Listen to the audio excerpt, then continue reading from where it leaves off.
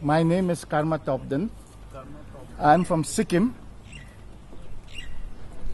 I'm a devotee of His Holiness the Karmapa, also a loyal Indian. I was a former IS officer in Sikkim, a former member of parliament, and former Indian ambassador to Mongolia. And I'm a person who's taken oath to the Constitution of India.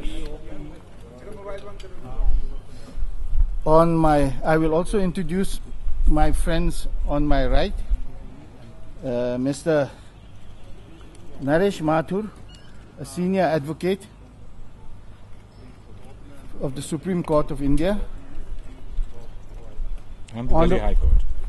And the High Court, yes. And Honorable Mr. Tsering Dhondup, Minister of Finance in the Dalai Lama's administration in India.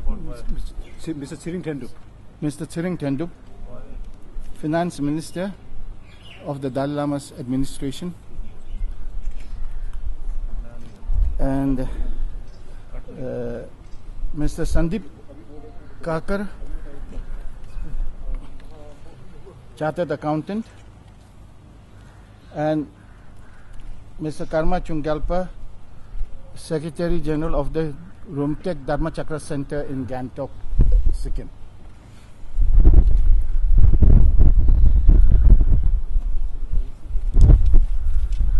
I had a meeting with His Holiness the Karmapa this morning, and he sends his good wishes to all the members of the media who are here.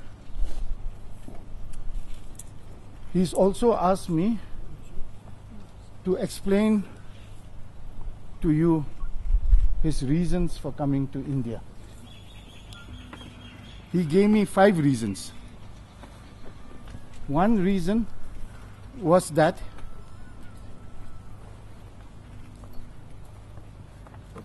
the Chinese were beginning to put pressure on him to go against the Dalai Lama and to support the Panchen Lama selected by them. The Karmapa did not want to be put in this position of going against the Dalai Lama, so he decided to leave Tibet. His second reason for coming to India was that he wanted to complete his spiritual studies. For the completion of his spiritual studies, he needed to receive these oral teachings according to the Karma Kagyu tradition from the gurus of his lineage, who had received them also from the 16th Karmapa directly, his predecessor. All his gurus were in India, and since they could not come to Tibet to give him these teachings, he decided to come to India so that he could receive these teachings and complete his spiritual education. The third reason why he decided to come to India was because he wanted to see the Dalai Lama himself and to receive His Holiness's blessing.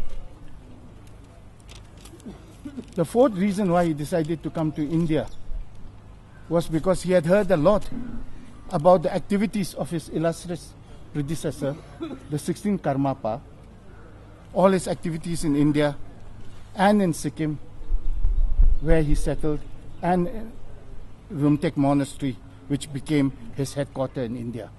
So as he had heard a lot of these, he wanted to come to India and visit these places and see them for himself. Also, he had heard a lot about the activities of his predecessor in India, and from India his travel abroad, where he had spread the word of the Dharma and set up various Karma Kagyu centers all around the world. So the 17th Karmapa wanted to follow the footstep of the 16th Karmapa and believing and knowing that India was a free country. Unlike Tibet, where there is suppression, where religious freedom is not allowed. He had come to India so that he could freely gain spiritual knowledge from his gurus, freely practice his dharma, and freely preach his dharma in India and in the rest of the world. That was his main reason coming to India. And when he came to India, he was given refuge in India. And he is very grateful for the refuge given to him by the government of India and the people of India, and for all the hospitality and courtesy shown to him throughout his stay in India. He continues to be very grateful and will remain grateful always to the people of India and to the government of India. And throughout his stay in India, he has been conscious of his obligations to India. He has prayed for the welfare of India and the people of India, and he continues to do that even now.